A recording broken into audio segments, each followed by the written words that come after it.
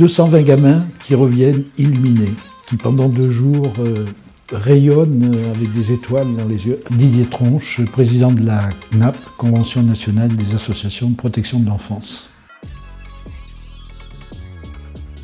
Le secteur reste, malgré son essoufflement et malgré l'épuisement des travailleurs sociaux et l'épuisement compréhensible au regard de leur non-reconnaissance statutaire, salariale et de leur qualité de vie au travail qui est quand même très amoindrie, très affaiblie, très écornée. Ça n'entame pas leur motivation à aller de l'avant. Et on a des initiatives dans tous les départements qui le prouvent. Les moyens à mobiliser sont parfois difficiles, mais les moyens humains se mobilisent. Alors on a des situations, on va dire, plus médiatisées, plus symboliques, comme le tournoi des enfants. Le tournoi des enfants est une initiative qui est née au sein de la CNAP.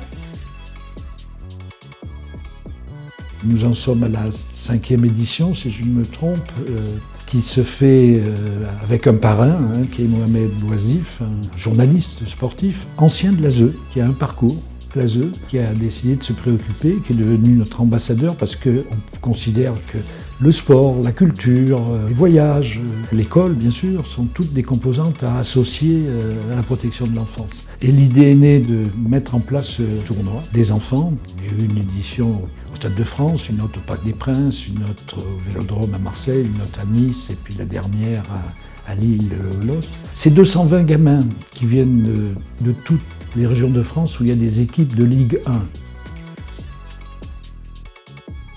Là, on peut regretter que ça ne soit qu'avec la fondation de Ligue 1.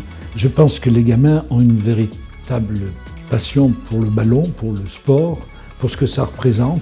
Et ces gamins sont accompagnés en général par les clubs de Ligue 1 dans une préparation et ils ont un tournoi annuel au moment de la célébration des droits des enfants, donc en novembre chaque année, par rapport à la Déclaration universelle de l'ONU de 1989.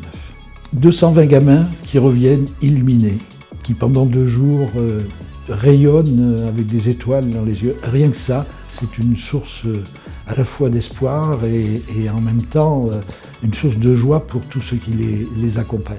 Mais ça ne s'arrête pas là.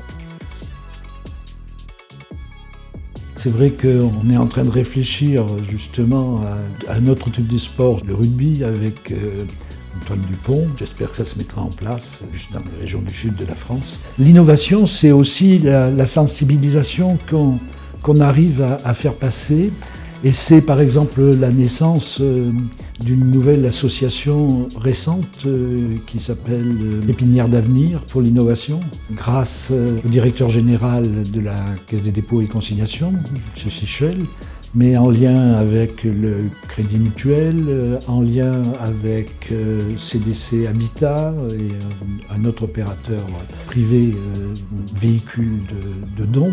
Et cette pépinière, elle est pour faire vivre des projets qui seront soumis. Il y a déjà des tas qui sont en perspective. Et la CNAP a répondu favorablement, puisque nous sommes déjà en lien avec la Banque des Territoires pour qu'il y ait cette politique en faveur de l'enfance et des fonds dédiés pour la protection de l'enfance qui portent aussi bien sur l'habitat que sur les conditions d'hébergement et que sur les projets nouveaux. Ça, c'est une lueur d'espoir. C'est des petites lumières, mais voilà, beaucoup d'associations ont créé des fonds de dotation qui sont modestes parce qu'ils se situent dans un environnement relativement restreint géographiquement, mais qui permettent d'accompagner des projets et qui permettent aussi de sensibiliser le grand public et le tissu sociologique des territoires sur des projets. C'est-à-dire des projets, il y en a. Ce qui manque souvent, c'est qu'on n'en parle pas assez. Il ne faut pas en parler pour en faire un substitut de l'engagement que doit avoir l'État et les départements sur cette question de la cohésion sociale.